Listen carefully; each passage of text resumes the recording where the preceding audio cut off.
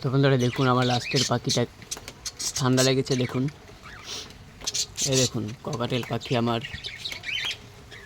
প্রিয় আমার সবগুলোই ককাটেল বদ্রি সবগুলোই, কিন্তু আমার ককাটেল পাখিগুলো আমার বেশি ভালো লাগে। দেখুন এই যে এদিকেও রয়েছে। কিরে এটা সর না, ওদিকে সর, এদিকে যা, ওদিকে যা, ওদিকে যা। এই দেখুন এই রয়েছে, ওদিকে রয়েছে দেখুন।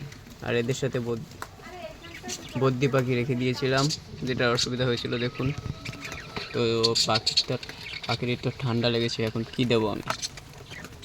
অ্যান্টিবায়োটিক্স এই মুহূর্তে দেবো না, এই মুহূর্তে দেবো সিফা। দেখুন সিফা।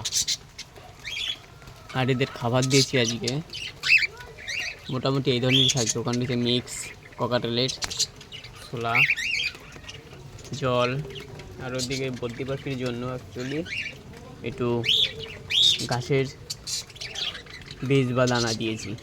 এই দেখুন ককাটেল পাখি আমার, এদের ছাড়া এক সেকেন্ড থাকতে ইচ্ছে করে না, এতটা ভালো। আমার অন্য যে পাখি আছে সেগুলো দেখাবো, কিন্তু আপনাদের বলছি আমার এক দুটো লাভবার্ড রয়েছে, লাভবার্ড জোড়া বিক্রি হবে। খুব সুন্দর পাখি, সে ভিডিও যদি আপনারা চান ভিডিও তো আমি দিয়েই দেবো, আপনারা চেলেও না ছেলেও। এই জন্য আমার চ্যানেলটা সাবস্ক্রাইব করে রাখুন। সব ধরনের আমি পাখির বিষয়ে যেটুকু জানি সেটুকু আপনাদের জানিয়ে দেবো, কীভাবে কী করতে হবে, কীভাবে না করতে হবে। আর পাখির যে কোনো অসুবিধায় আমাকে SMS করবে, আমি আপনাদের রিপ্লাই করে দেবো। এই দেখুন এখন এই সিফাটাই জলে দিতে হবে, জল মাপা রয়েছে 6 থেকে 7 ফোঁটা।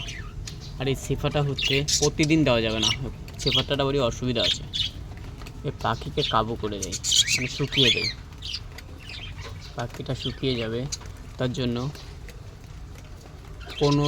ওই 2 সপ্তাহে একবার ঠিক আছে, কিন্তু এই যে যখন ঠান্ডা লাগবে বা অন্য অসুবিধা হচ্ছে তখন সিফা ব্যবহার করা প্রয়োজন। Thank you.